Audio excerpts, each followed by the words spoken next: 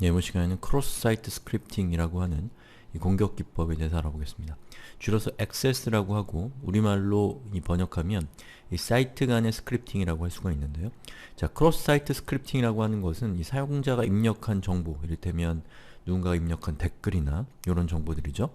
자, 사용자가 입력한 정보를 출력할 때 이 스크립트가 실행되도록 하는 공격 기법인데요.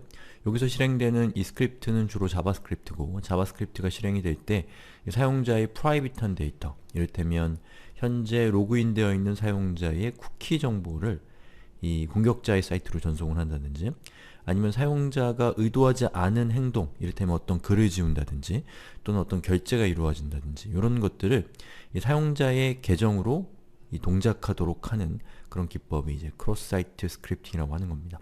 자, 우선 크로스 사이트 스크립팅에 대해서 여러분들이 구체적으로 이야기에 앞서서 먼저 몇 가지 세팅을 좀 해야 되는데요. 자, 여기 있는 데이터베이스 테이블과 인서트 구문을 자신의 DB에다가 입력하시면 됩니다. 예, 요거를 카피해서 입력하시면 되고요. 자, 여기 있는 내용은 어떻게 되어 있냐면, 자, access라고 하는 테이블을 우선 만듭니다. 그리고 그 테이블은 id와 user underbar content라고 하는 이 필드가 있는데요. 이 중에서 user underbar content라고 하는 것을 우리가 화면에 출력해 볼 겁니다. 그리고 access라고 하는 이 테이블에 데이터를 한 행만 일단은 추가를 시킬 건데요. 자, access라고 하는 테이블로 데이터를 추가한다는 뜻이죠. 그리고 여기 있는 요 의미 없는 요 문자의 중간쯤으로 가보시면, 자, 스크립트라고 하는 자바스크립트 태그가 있습니다. 바로 이 태그가 이 렌더링 될 때 실행이 되면서 악의적인 공격을 하게 되는 거죠. 자, 데이터베이스에 대한 준비가 끝나셨으면 그 다음엔 이제 PHP 애플리케이션 코드, 즉 취약점이 존재하는 이 PHP 애플리케이션을 이용해서 여기 있는 이 access라고 하는 테이블의 데이터를 이 화면으로 이 렌더링을 할 건데요. 자, 여기 있는 코드는 이렇게 생겼습니다. 자, 이거를 제가 붙여넣기를 하겠습니다. 자, 이렇게 생겼고요. 위에 있는 이 두 줄은 데이터베이스에 접속하기 위한 정보입니다. 자신의 환경에 맞게 다르게 세팅해 주셔야겠죠.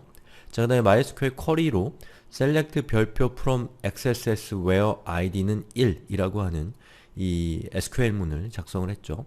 이 SQL문은 자, 여기 있는 이 XS라고 하는 테이블의 이 첫 번째 행에 대한 데이터를 가져오는 이 쿼리문입니다. 자, 그럼 이 쿼리문을 통해서 우리가 MySQL 언더바 쿼리를 실행을 시켰고, 그 결과를 리졸트에 담은 다음에, 자, 이 바디 밑에 있는 MySQL 언더바 리졸트라고 하는 요 PHP API를 이용해서 자, 리졸트에 담겨있는 값을 화면에 이제 출력하게 되는 거죠. 그 결과는 예, 아까 방금 보셨던 인서트문으로 입력한 데이터가 출력되는 겁니다. 자, 그러면 그 출력된 모습을 한번 보겠습니다. 자, 이렇게 생겼습니다. 그리고 제가 여러분들의 편의를 위해서 자, 구글 크롬에서 도구로 들어간 다음에 개발자 도구를 열어보면 네트워크라는 탭이 있습니다. 자, 이 탭을 클릭하면 이 웹페이지에서 일어나고 있는 여러가지 그 서버와의 통신을 여러분이 다 감청할 수가 있습니다. 자, F를 눌러서 리로드를 하겠습니다. 자, 그럼 보시는 것처럼 첫 번째 리스트는 xss.php, 즉 우리가 접근한 페이지고요. 자, 두 번째 리스트는 요 페이지 내부적으로 일어나는 커뮤니케이션입니다. 자, 여기 보시면 이미지가 하나 있죠. 자, 이미지를 한번 요소 검사를 해볼까요? 자, img-sic는 http attacker.php 물음표 데이터 그리고 블라블라라고 적혀 있습니다. 자, 여기에 있는 attacker.php라고 하는 URL은 실제로 존재하는 URL은 아닙니다. 우리가 가상의 URL이고요. 이 URL은 공격자가 구축한 사이트가 되겠죠. 그리고 공격자가 구축한 사이트의 데이터라고 하는 이 파라미터, 입력값으로 이 뒤에 있는 값이 전달이 된 건데요. 바로 여기 있는 요 이미지 태그가 공격자가 만든 이 스크립트 코드로 인해서 만들어진 태그입니다. 자, 그럼 스크립트 코드를 한번 볼까요? 자, 여기서 제가 요소 검사를 해서 오른쪽 클릭을 했습니다. 자, 이걸로는 안 보이고요. 요소 검사로는 안 보이겠죠? 자, 오른쪽 클릭해서 페이지 소스 보기를 해보면 자, 이렇게 페이지 코드가 있습니다. 자, 그럼 여기 있는 내용이 출력이 되는데, 자, 그중에 스크립트라고 하는 태그가 있고 스크립트로 끝납니다. document write라는 것은 이 자바스크립트 API 중에 하나죠. 그래서 이 웹페이지의 어떤 텍스트를 출력할 때 사용하는 것이 이 document write라고 하는 겁니다. 자, 그 다음에 다큐멘트 라이트의 인자로 요만큼의 값이 전달이 됐는데 여기 있는 값을 잘 분석해보면 img 태그입니다.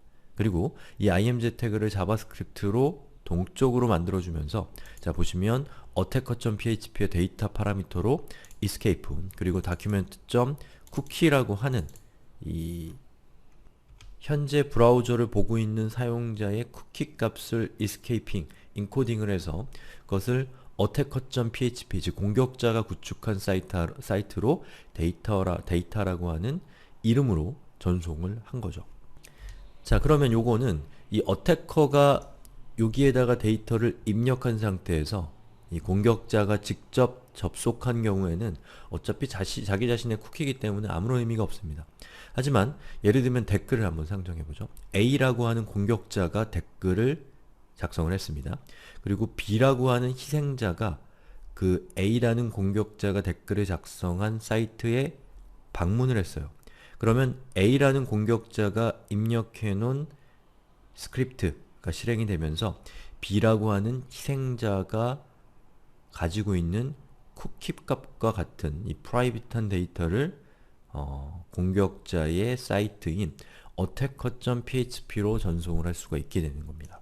또는 이 공격자가 이런 어떤 전송이 아니라 사용자가 어떤 데이터를 삭제하도록 하는, 자기가 갖고 있는 모든 데이터를 삭제하도록 하는 그런 명령을 이 자바스크립트로 실행되도록 하게 하면 이 희생자가 접속했을 때 자신의 계정으로 로그인이 이미 되어 있는 상태이기 때문에 자바스크립트로 하달되는 그런 명령을 막을 수가 없게 되는 거죠. 자, 아주 굉장히 위험하고 자주 사용되는 공격 기법입니다. 자, 그러면 이 공격을 어떻게 방어할 수 있을까요? 방어하는 방법도 굉장히 쉽습니다, 사실은. 자, 여기 보시면 MySQL result라고 되어 있는 이 부분 있죠? 여기를 HTML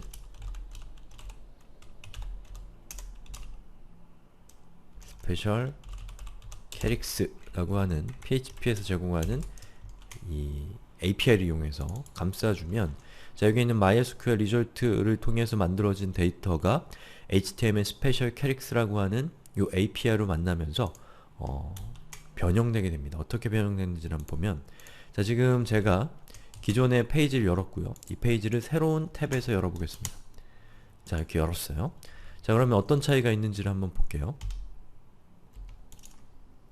자, 제가 첫 번째 탭과 두 번째 탭을 이전과 이후를 키보드로 컨트롤하면서 왔다 갔다 하면서 지금 보여드리고 있습니다. 자, 어떤가요?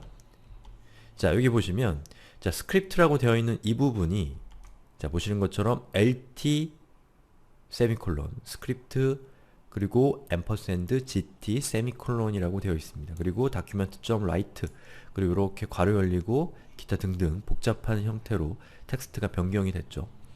자, 그러면 여기 있는 요만큼의 요 텍스트가 실제로 HTML 코드상에서 어떻게 렌더링 된 결과는 어떤 모습일까를 한번 살펴보면 자, 이게 기존에 있었던 부분입니다.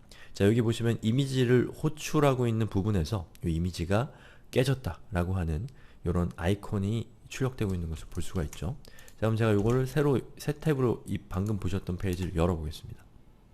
자, 그럼 어떤가요? 자, 기존에는 이미지가 깨진 심볼이 있었는데 자, 지금은 그 이미지가 깨져 있었던 이 부분에 자, 어떻게 되어 있나요? 스크립트 코드가 그대로 노출되고 있습니다. 즉 스크립트 태그, 우리가 공격자가 입력한 스크립트 태그가 해석되는 것이 아니라 그대로 화면에 노출되고 있는 겁니다. 자, 스크립트가 그대로 노출이 되면 결국에 이 스크립트는 실행이 되는 것이 아니라 그냥 출력만 되고 있는 겁니다. 즉 브라우저에 의해서 해석되지 않고 있다는 것이죠. 자, 그러면 이 스크립트에 대한 소스 코드로 다시 돌아가 볼게요. 자, 이렇게 생긴 부분입니다. 자, 그럼 여기 있는 lt, gt 뭐 이런 정보들이 도대체 어떤 의미를 갖는가에 대해서 제가 소개를 해드리면 자, 여기 w3school이라고 하는 사이트에서 HTML entities라고 하는 것을 보여드리겠습니다. 자, HTML에서 열리는 꺽쇠는 태그의 시작을 의미하죠. 그리고 닫히는 꺽쇠는 태그가 끝난다라는 것을 의미합니다. 즉 브라우저는 이 꺽쇠라고 하는 정보를 일반적인 텍스트가 아니라 해석 가능한 태그의 시작으로 인식한다는 겁니다. 자, 그러면 여기에 보시면 자, 여러분이 만약에 이 꺽쇠를 웹페이지 상에서 표시하고 싶다 less than이라는 이름을 갖고 있죠. 그런 경우에는 entity로서 자, $LT 세미콜론이라고 적어주게 되면 그것이 바로 이 꺽쇠가 되는 겁니다. 자, 제가 entities.html이라는 파일을 하나 열었고요. 이 파일에서 제가 요렇게 HTML 코드를 작성을 해보겠습니다. 우선 ampersand 그리고 lt 세미콜론이라고 적고 요것을 화면에 한번 출력해 볼게요. 자, 브라우저에서 방금 그 페이지를 여니까 보시는 것처럼 꺽쇠가 출력이 됐습니다. 즉, 꺽쇠라고 하는 것을 여러분이 화면에 출력할 때는 $LT 세미콜론이라고 하는 약속되어 있는, 즉 HTML entity라고 하는 것을 기술하는 걸 통해서 방금 보셨던 그 꺽쇠를 화면에 표시하게 되는 거죠. 즉, HTML 스페셜 캐릭터라고 하는 것은 이 HTML 스페셜 캐릭터 안으로 들어온, 인자로 들어온 정보, 데이터에서 HTML 엔티티로 변경할 수 있는 꺽쇠, 열리는 꺽쇠나 닫히는 꺽쇠나 또는 이 싱글 커테이션, 더블 커테이션과 같은 이런 정보들을 HTML 엔티티로 변경해서 화면에 그대로 출력되도록 해주는 그런 역할을 하는 이 PHP의 API입니다. 자, 그런데 이 HTML 스페셜 캐릭터라고 하는 것보다 더 강한 이 보호수단을 제공하는 것은 HTML Entities라고 하는 이 API입니다. 자, 여기 페이지를 한번 보시죠. 자, 이렇게 생긴 API인데요. 자, 이렇게 사용을 한다고 되어 있죠. 자, 근데 이 HTML Entities와 같은 이 API는 이 한글이 깨질 수 있는 가능성이 있기 때문에 이 영어권이 아닌 환경에서는 사용이 조금 꺼려지고 조금 까다로울 수가 있는 그런 API인데요. 자, 이걸 사용하는 경우 한글이 깨진다면 요 밑에 있는 여기 HTML Entities에서 이 밑에 있는 요 부분 있죠. 자, 요 부분을 이용하시면 한글이 깨지는 문제를 해결하실 수도 있을 겁니다. EUCKL은 제가 지원이 안 되는 걸로 알고 있고요. 자, 이렇게 해서 크로스 사이트 스크립팅을 여러분이 예방하는 방법을 알아봤는데요. 즉, HTML 코드, 사용자가 입력한 HTML 코드가 해석되지 않도록 하는 걸 통해서 해석되지 않고 그냥 출력되게 하는 걸 통해서 사용자가 자바스크립트와 같은 것을 악의적으로 실행하는 것을 막을 수가 있다는 겁니다. 상당히 위험한 공격이지만 어떻게 보면은 막기도 쉬운 공격입니다. 그래서 HTML 스페셜 캐릭터 또는 HTML 엔티티와 같은 API를 사용하는 것을 습관화를 잘 들이시면 자기 자신도 모르게 위험으로부터 자기 자신을 보호하고 있는 셈이 되는 거죠.